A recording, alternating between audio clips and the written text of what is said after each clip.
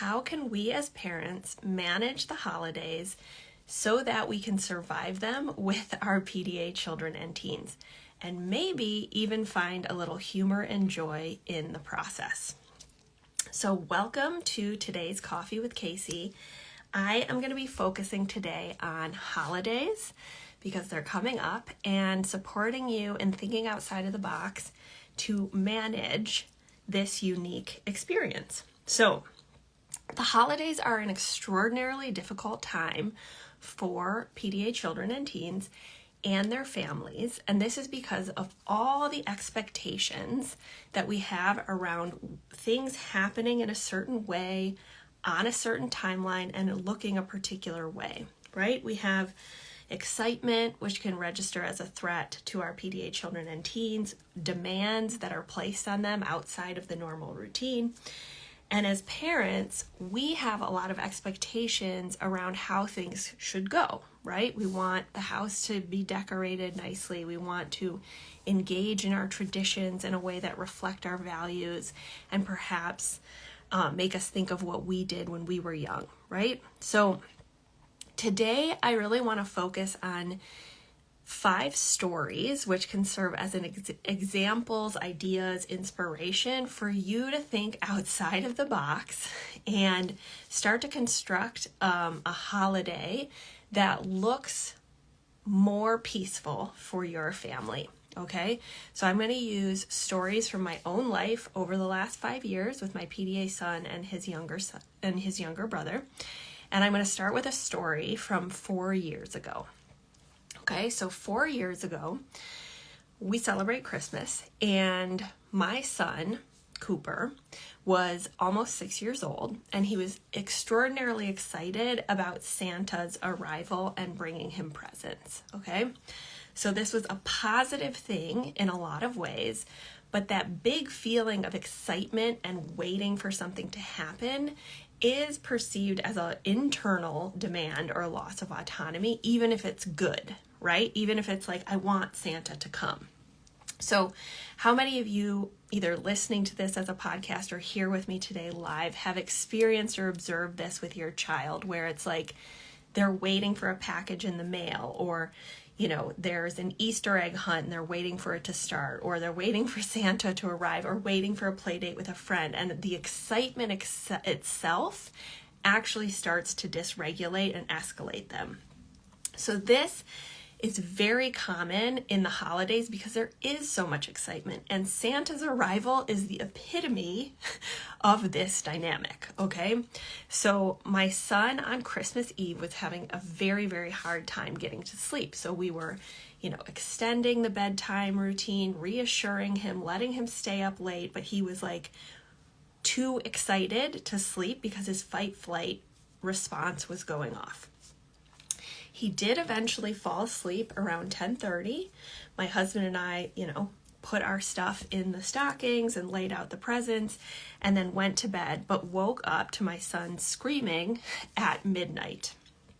Okay, so he's screaming in pain, and I go in there, and my husband goes in there as well, and he's like, I can't do it, okay? And he's crying, his teeth are chattering, he's having a panic attack. And this was when I was earlier on in my journey with learning how to parent a PDA child. Okay, so my knee-jerk reaction was trying to reassure him, like, it's going to be okay. Santa's going to come. Like, you can go to sleep. I'm here with you. But it was increasingly agitating him because my expectation that he would go back to sleep was actually being perceived by his survival brain as like loss of autonomy and therefore a threat. So we were in this cognitive loop together. And then I was remembering the types of things that actually regulated him, like lowering demands, humor, novelty. And so I had the idea of, why don't we just open some presents right now at 2 a.m. in his bedroom before his brother's up? And who cares if it's not like the tradition of waiting? And I went downstairs and I filled a cup with whipped cream from the holiday dinner we had with my mom on Christmas Eve. I filled it with whipped cream and all these little sprinkles, and I brought it up to him, and we essentially had like a holiday, a Christmas celebration at 2 a.m. where he ate whipped cream, sprinkles, and got to open a present. Okay, and what did this do? It provided him with autonomy. It let him feel above and in control of the situation. And it provided dopamine and novelty with like sprinkles and whipped cream and like, hey, we're breaking the rules at 2 a.m. and we're going to do it our way, right? And so that was in fact what brought his nervous system down and allowed him to actually fall back asleep. Okay? My husband and I were exhausted the next day, but it was this great learning experience of like, oh, I was actually like still in my traditional mindset of holding on to like, we need to wait until Santa's here and until your brother's woken up so we can all enjoy this like one moment in the morning where we open presents and have a surprise, right? So there's all these ways in which we as parents, without realizing it, are holding on to our expectations around traditions and, quote, the way we should do things, okay? So waiting for Santa was simply too much. What has this led us to do over the last 3 years, and we're planning to do it again this year? It has been that Santa now arrives early at an unexpected time as a surprise. This might be 3 days before Christmas. It might be 4 days before Christmas. It's very much in relation to what we're observing in terms of our children's anxiety, their nervous system activation, and practically like when we can get our shit together and like organize Santa coming. Okay, so for the last 3 years, and our plan this year is that Santa does not come on Christmas morning. He comes before, and we split. You know, they'll still get stuff on Christmas, but Santa's arrival is now decoupled from Christmas itself. This has worked very well for our kids. It doesn't mean it's a solution. It's just an invitation to start loosening our grip on how things have to be and sort of dissolving that tightness around like, well, we can't have Santa arrive early, right? Or something analogous to that, and allowing ourselves to get creative and think outside of the box. Okay? So that's an example, a small example of breaking tradition. The next thing I want to share with you is a truth for our family that I hope feels expansive for you and not like this is what you have to do, because that's always my intention, is to provide offerings and ideas rather than fixes, because I don't believe there's a single way of doing things. But because my son, PDA son, was in burnout and he has a fight-flight expression, meaning he can get aggressive, and often his behavior towards his brother can, less so now that his cumulative nervous system activation has come down, but for a long time he would target his brother, and it was like a fixated focus on almost abusive behavior towards his brother. And this was especially heightened during the holidays because the kids were home, there was unstructured time, and all of the extra demands and expectations made it so that he was reaching his threshold for like tolerance of losses of autonomy and equality, and he would just target his brother and constantly equalize against him. Okay, so for the last 3 years, we have completely separated our children for the holidays. What does that mean? That means the last 3 years, my husband has taken my son, my PDA son, just the two of them and the surface dog, and has gone to do something that my son was interested in, that was filled with dopamine and novelty, and that my husband could provide one-on-one undivided attention the entire time, okay? Yes, it's extraordinarily difficult, but this was the decision, the cost-benefit decision we made to keep our family sane and safe, okay? Because as many of you know, and feel free to drop an emoji if this is resonating, or reflect if you're listening to the podcast, sometimes there isn't a solution to the equalizing behavior. Why? Because once they hit that point where they're perceiving danger, where the PDA child is perceiving danger, the nervous system response is to equalize. So that's controlling, manipulative, aggressive, sometimes destructive behavior towards the weakest, which is often a sibling, or the safest in the family, often the lead parent, okay? So we can address this by bringing down their overall nervous system activation over time. But during the holidays, and if your child is in burnout, it's not going to happen in time for Christmas, okay? So acknowledging that the choice was, I can either be physically putting myself between the children constantly and constantly be hearing screams and destruction and having to provide always one-on-one attention with one or more kids or have them on a screen. Our decision was to separate the family, okay? So I would take my younger son, who the first time we did this, he was 2, and I would drive to my hometown and hang with my mom and my younger son, and we would do Christmas there, and then my husband would drive up to a ski place in the Upper Peninsula with the service dog, and they would ski, or they would watch screens, or they would go in an indoor pool, so he could constantly be getting that novelty and dopamine. Okay, they even did fun things like dog sledding, like really far up north in Michigan. But it's been very difficult. Like for the last 3 years, I have not spent Christmas with my husband. We have not shared Christmas mornings together, and in fact have often been we've been in different locations, sometimes in different states. Okay, so it sucked. It's a trade-off. I didn't like it, but I was choosing between 2 really crappy options and radically accepting where our family was at the moment. The good news is that now that my PDA son has had so much accommodation and we have restructured our lives and we have been consistently accommodating for 5 years, he is no longer at the point where I feel like we need to separate them constantly. But it was like that for 3 years, okay? And I know that if you're a single parent or you don't have the same opportunities or privilege I do, you might not be able to separate them, and that's okay too. It's just, I want you to know that you're not crazy if you feel like there is no solution, because there might not be, right? It might just be where the nervous system is at that moment. So it is a trade-off. It is grievy, it is sad, and I do feel sad about it. At the same time, I had really nice one-on-one holidays with my younger son. We got to do something different, and my older son has these beautiful memories with his dad. Yes, we were both exhausted, and this year is the first year in 4 years that we will be experimenting, and I say experimenting because it might be different next year, with the entire family being together for a holiday. So we have been doing small trips together that are within driving distance over the last 8 months to experiment with the kids being together.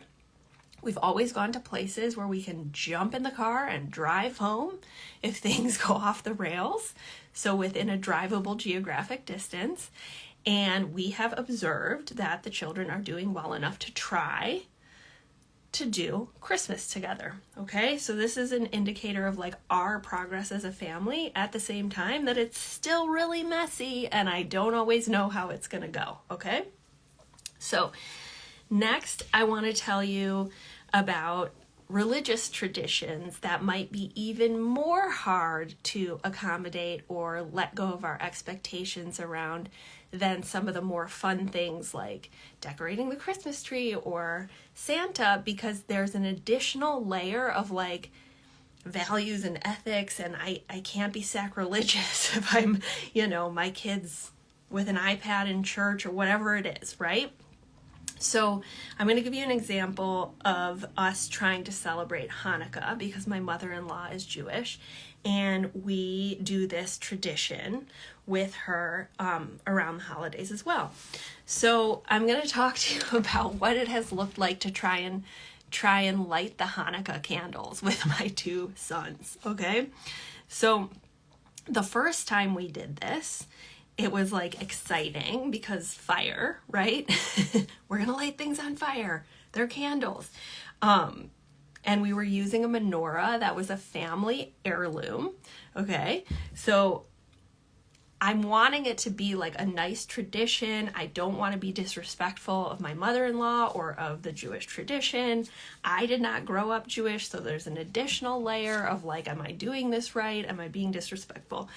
And of course, my kids are like literally trying to create like flamethrowers, and like they want to light every single candle at once. And so I'm managing my own energy around like wanting to lower the demands and give autonomy, but also not wanting to be disrespectful, okay? So the first year it was a shit show and a disaster, okay?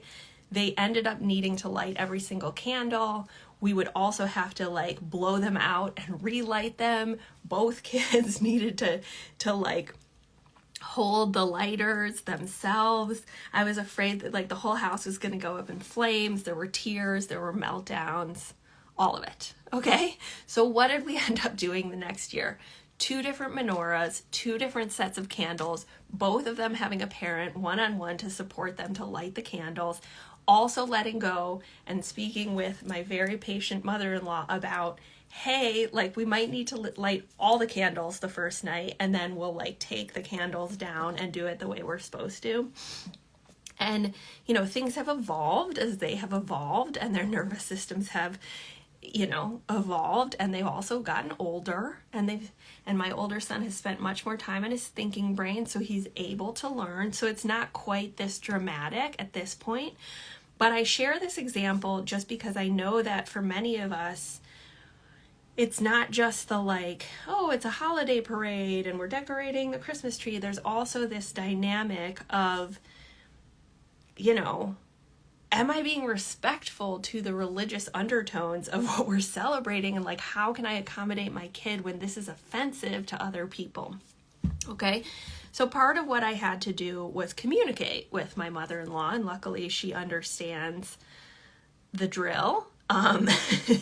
But, you know, I think it was definitely a mindset shift for her as well. I've also, you know, I grew up going to church on Christmas, and so I've let go of, you know, that needing to be a tradition with my children, and that's okay too. So I just want to invite you with non-judgment to consider that you're not doing anything wrong. If there is something that you can't participate in or observe or do in a way that feels traditional, okay?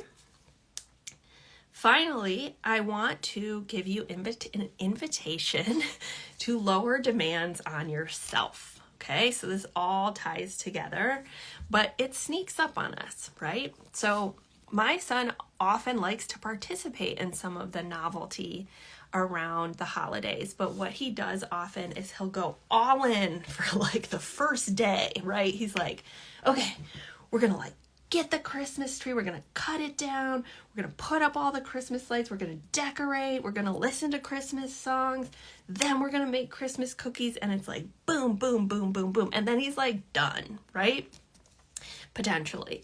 But there's always all these other plans. So it's recognizing that balance between like the novelty and dopamine that can be very regulating and exciting, and they might want to engage in it in the beginning. And then as things lead up to like Christmas, they might be less interested in participating in things like a parade, or, you know, my son really liked a sensory friendly gingerbread house when we first, gingerbread house making here in the town that we live in.